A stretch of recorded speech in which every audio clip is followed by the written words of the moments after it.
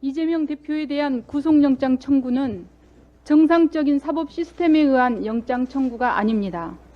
정치검사들이 1년 가까이 무리한 압수수색과 수많은 갖가지 피의사실 공표, 의혹 제기, 부패 정치인 낙인 찍기 끝에 내놓은 정해진 수순, 즉 정치검사들이 수사를 시작하면서 미리 정해놓았던 대로 한 영장 질르기입니다.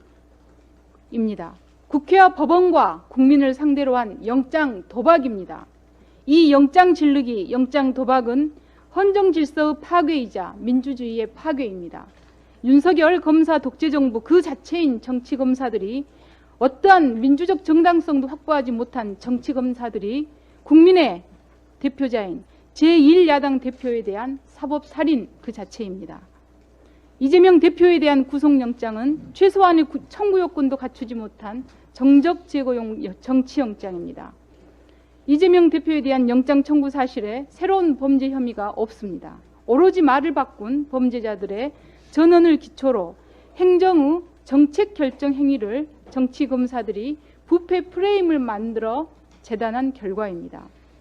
이재명 대표가 조사 과정에서 진술서에 기에 답변한 것을 진술 거부로 몰아 영장 청구 이유로 삼는 것은 더더욱 정치검사들의 도끼로 가득 찬 주장일 뿐입니다.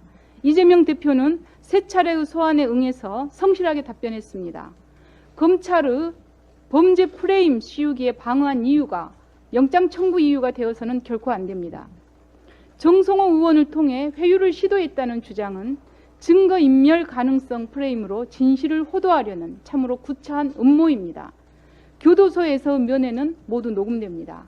교도관이 옆에서 받아 적고 있는데 그걸 다 아는 변호사 출신인 정성호 의원이 무슨 회유를 하겠습니까?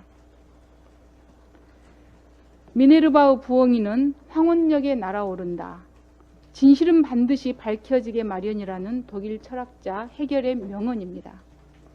김대중, 김영삼 대통령에 대한 군사 독재 정권의 공격이 실패한 것처럼 민주당 이재명 대표에 대한 윤석열 검사 독재 정권의 침탈 시도도 반드시 실패할 것입니다.